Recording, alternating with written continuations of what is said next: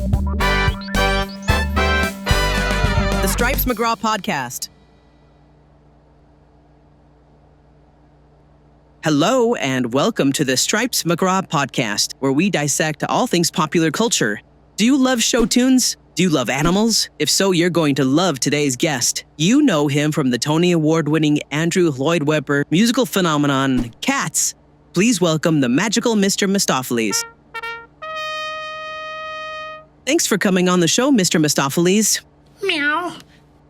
Broadway theater can be a tough gig, I hear. Thousands of actors competing for comparatively few roles. I have to imagine that the competition is fierce. Meow. On top of that, there aren't a lot of roles for cats. What does it mean to you to not only have made it as an actor on Broadway, but also to have done so in arguably one of the most iconic shows of all time? Meow. Meow. You know, it just occurs to me that being a cat, you must have faced a major challenge in overcoming language barriers. Meow. All of the songs in Andrew Lloyd Webber's musical are written in English. Was that hard for you? Meow. Let's move on. Cats in show business. Do you hang out with Tom and Jerry? You've heard of Henrietta Pussycat from Mr. Rogers, I'm sure. Her English is better than yours. You just say meow, but she could at least string some meaningful words together. Meow meow, King Friday, meow meow, fish tacos, meow. Meow. Meow. Meow meow, indeed, meow meow. Meow. I gotta admit, this conversation is feeling very one-sided right now. Meow. Okay. Well, Mr. Mistoffelees, let's move on. In the musical Cats, audiences often wonder what the heck is going on. Sometimes this question, what is happening, like is there a plot, can gnaw at them all the way through the first act and into the second act. Eventually it dawns on audiences that, oh, they're acting like cats. That's basically it. But then your song comes along and says that Mr. Mistoffelees has magical powers. Do you have magical powers? Meow. Since we have you in the studio, I have to ask, will you sing for us? We'd love to hear your song from the show. Meow, meow, meow. And we say, oh, never was there ever a cat so clever as Magical Mister Mistoffelees.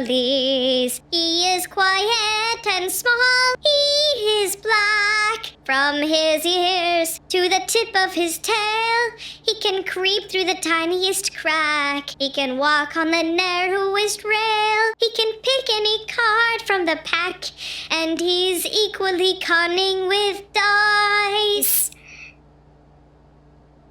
Meow.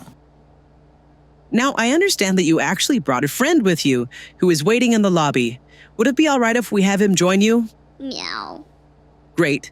Ladies and gentlemen, we're excited to welcome another member of the cast of the Broadway musical Cats, Old Deuteronomy.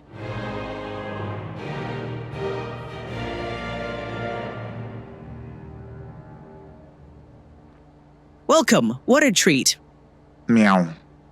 Well. Old Deuteronomy and Magical Mister Mistoffelees here in our studio. That's just pretty neat. Meow. Let's talk about the 2019 film adaptation of Cats. Broadway legend Patti LuPone was quoted as saying, "I will never watch it. I saw the play originally in London and hated it, so I'm not surprised that it bombed on screen. From 1 to 10, how about 0?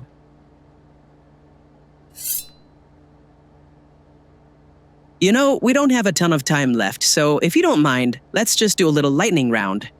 Favorite actor? Meow. Best cat food? Meow. Meow. Favorite vacation spot? Meow. Book recommendation? Meow. Biggest tech innovations you expect to see in the next 5 years? Meow. Meow. Favorite candy bar? Meow. Best Star Wars film in the franchise? Meow. Meow. Meow. Meow. Meow. Meow. And finally, what is your lucky number? Meow. Well, thank you. It has been a pleasure chatting with you today.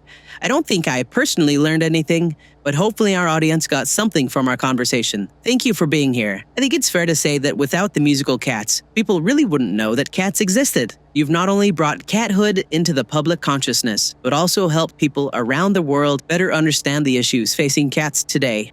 It's been a real honor. Thanks for coming on the show. Thanks for having us.